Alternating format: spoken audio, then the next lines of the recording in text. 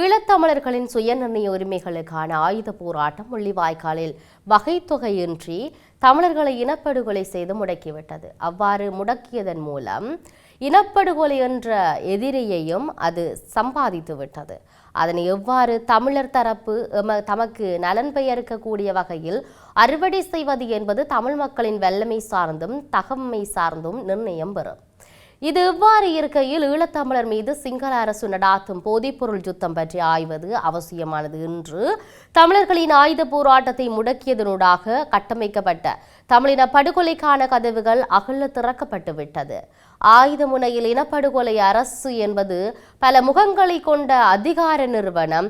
இந்த நிறுவனம் சட்டம், நீதி, நிர்வாகம், ஆயுதப்படை என்ற கட்டமைப்புகள் மாத்திரமின்றி ஊடகங்கள், வங்கிகள், திணைக்களங்கள் என பல்வகை நிறுவனங்களை கொண்டு இயங்கும் ஒரு செயலாற்றல் மிக்க தாய் நிறுவனம்.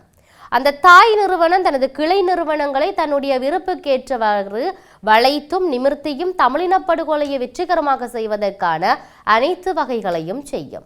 தற்போது சிங்கள பௌத்த அரசு என்கின்ற செயல் பூர்வமான அந்த நிறுவனம் ஆயுத முனையில் மேற்கொள்ளப்படும் இனப்படுகொலையையும் விட ஆயுதமற்ற திட்டமிட்ட ரீதியில் தமிழினத்தின் பண்பாட்டையும் அதன் பண்பாட்டு விழுமியங்களையும் உள்ளார்ந்த சமூக திறனுக்கு மூளைசாலைகளையும் செயல்திறன் மிக்க அவ்வினத்தின் முன்னுதாரணமான முற்போக்கு சிந்தனை மூளையை அரித்து அழிப்பதுதான் தமிழினத்தை இல்லாது ஒழிப்பதற்கான இறுதிக்கட்ட மூலோபாயமாக கொண்டுள்ளது.